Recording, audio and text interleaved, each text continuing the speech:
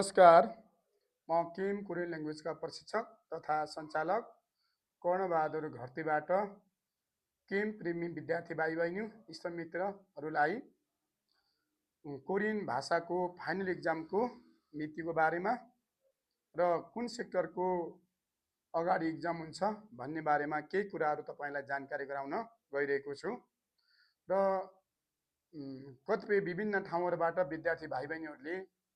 Exam त भरियो, form त भरियो, कहिले हाम्रो डेट आउँछ भनेर बारम्बार सोधिरहेको हुँदा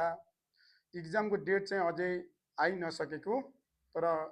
एचआरडी कोरियाले लगभग सेड्युल बनाएको र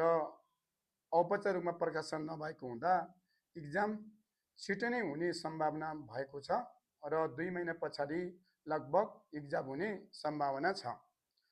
र त्यसै कारणले गर्दा हामी केम कोरियन ल्याङ्ग्वेजबाट पनि यो आउने आइतबारदेखि बिहान पाउने 6 बजेबाट 8 बजेसम्म स्पेसल क्लास र 8 बजेदेखि 10:30 सम्म स्पेसल क्लास र 11 बजेदेखि 1:30 सम्म स्पेसल क्लास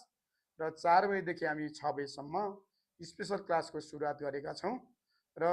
इक्जामको डेट आएर मात्र पढ्छु भन्ने विद्यार्थी भाइ बहिनीहरूले यो क्लासहरू नछुटाउनु होला, छिट्टो आएर एडभान्स र स्पेसल क्लास सुरु गर्नुहोला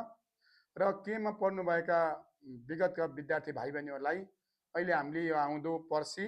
शनिबार फ्री एक्जाम राखेका छौँ। गत वर्ष जुन सिस्टमबाट नाप्तोल सम्बन्धी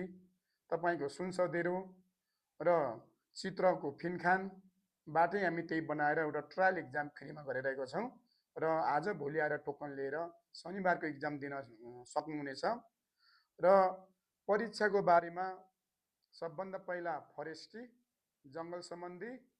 र सर्भिस सम्बन्धी, होटेल र रेस्टुरेन्ट सम्बन्धी, त्यसपछि एग्रिकल्चर